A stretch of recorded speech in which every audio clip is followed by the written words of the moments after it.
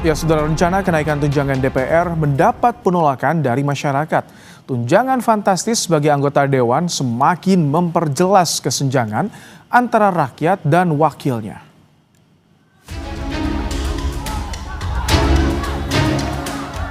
Unjuk rasa di DPR 25 Agustus lalu jadi simbol kekecewaan warga pada para wakil rakyat. Beragam tunjangan fantastis anggota DPR jadi ironi di tengah kesenjangan sosial yang masih membelit masyarakat. Tunjangan rumah bernilai fantastis 50 juta rupiah untuk anggota DPR menjadi polemik di tengah hidup masyarakat kecil yang kian sesak dan terdesak.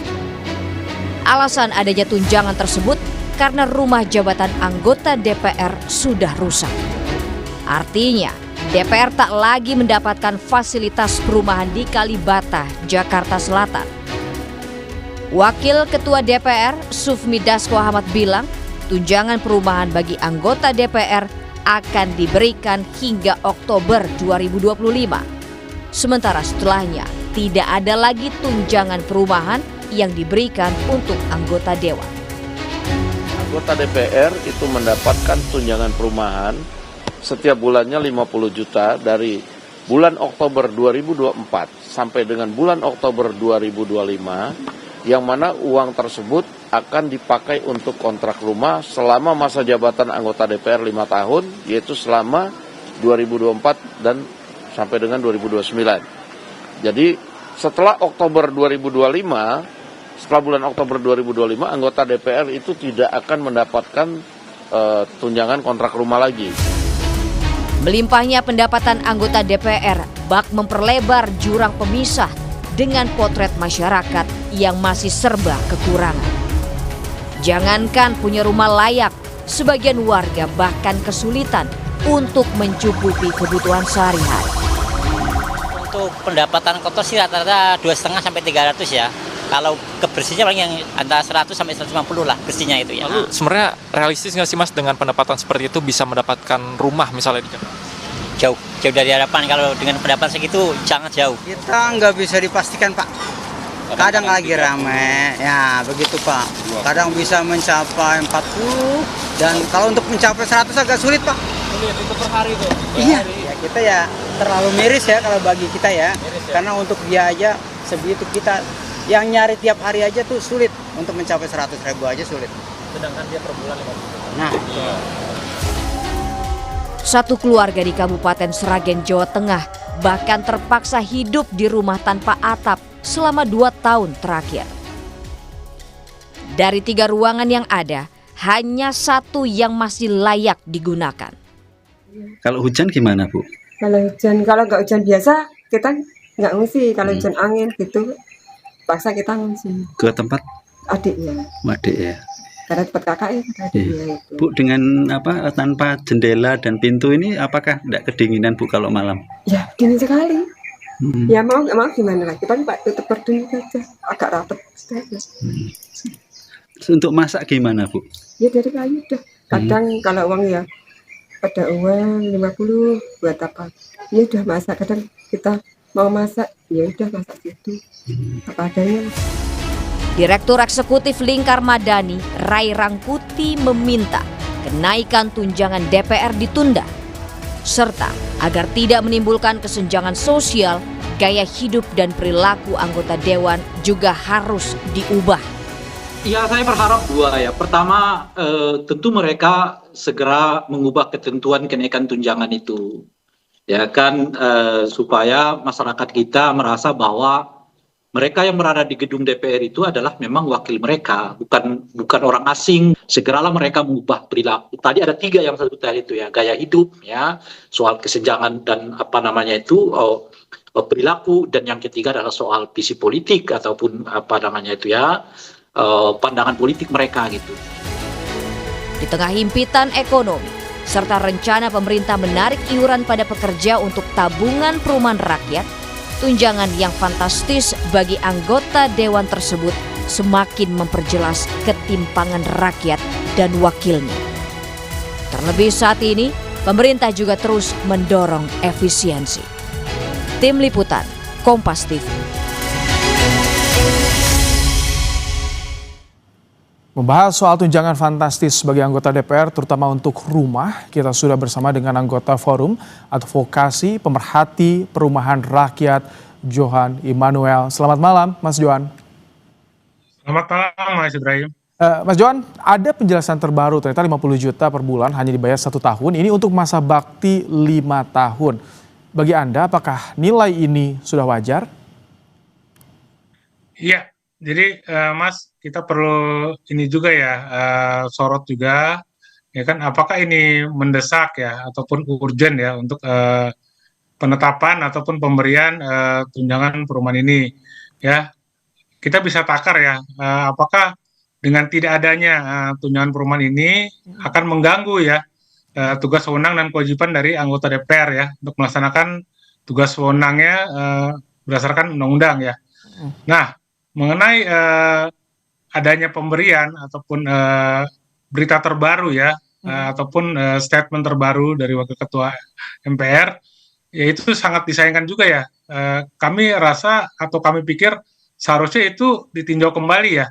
Mengapa? Karena dinilai masih tidak tepat ya. Saat ini untuk masyarakat sendiri pun dihadapi ya dengan apa yang akan yang harus diikut sertakan ya dalam program Tapera. Nah, program Tapera ini udah membebani masyarakat ya. Mengapa membebani? Karena ada potongan ya dari upahnya 2,5% ya. Termasuk juga dari pihak pemberi kerjanya itu akan dipotong 0,5%.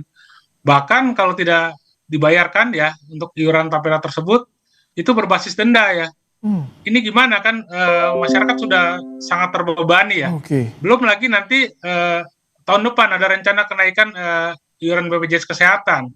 Belum lagi pajak yang baik Mas Johan. Baik terus ya. Jadi artinya Anda ingin membandingkan sebetulnya ketika anggota dewan mendapatkan tunjangan 50 juta per bulan selama 1 tahun itu dibandingkan dengan rakyat yang direncanakan akan dipungut iuran untuk tapera. Ini sangat kontradiksi sekali. Iya, betul Mas. Ini sangat kontradiktif sekali ya. Karena kita melihat ya, saat ini masyarakat itu dalam posisi yang dihadapi dengan ekonomi yang tidak menentu ya.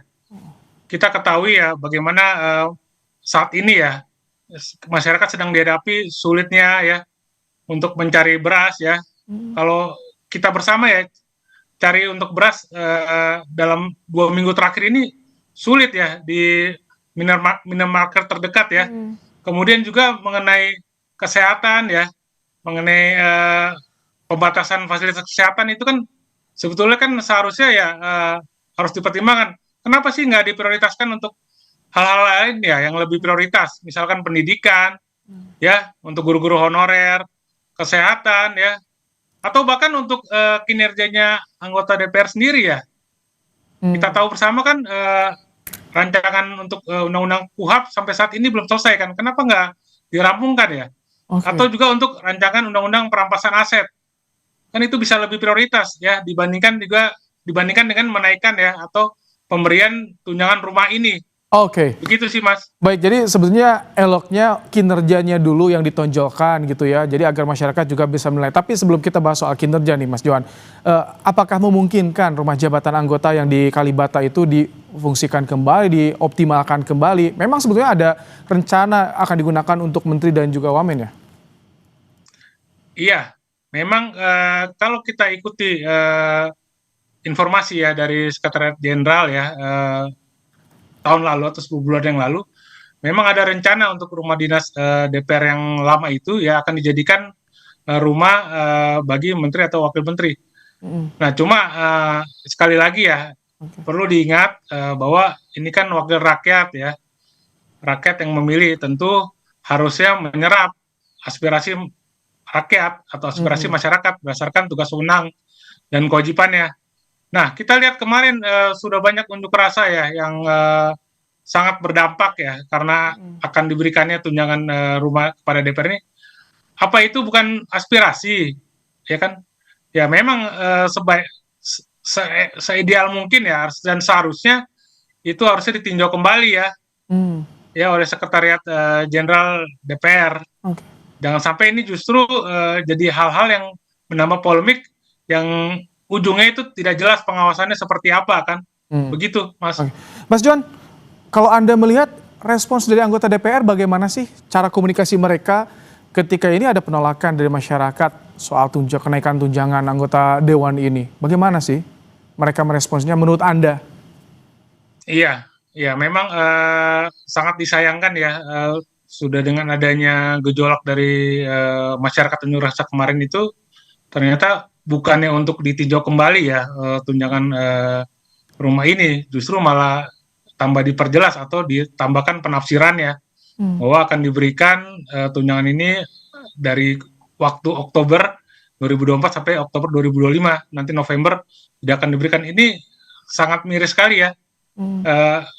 Justru kami berharap dengan adanya gejolak dari masyarakat ataupun unjuk rasa, seharusnya ya pemerintah ataupun DPR RI itu inilah mengedepankan kenegarawannya ya, sebagai negarawan sejati yang harusnya ya mengaji kembali ya atau meninjau ulang, atau bahkan ya kalau bisa menunda seperti itu ya sampai saat yang tepat ya. Mas Johan, solusinya bagaimana sih dengan anggaran misalkan yang harus ditekan, solusinya agar anggota dewan juga kinerjanya tidak terganggu?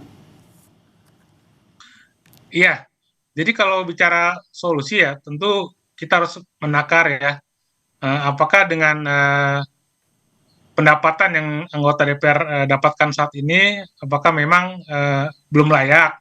Itu pertama. Kedua, apakah kinerja ya DPR khususnya dalam hal legislasi ini sudah efektif ya? Kita harus lihat di situ ya.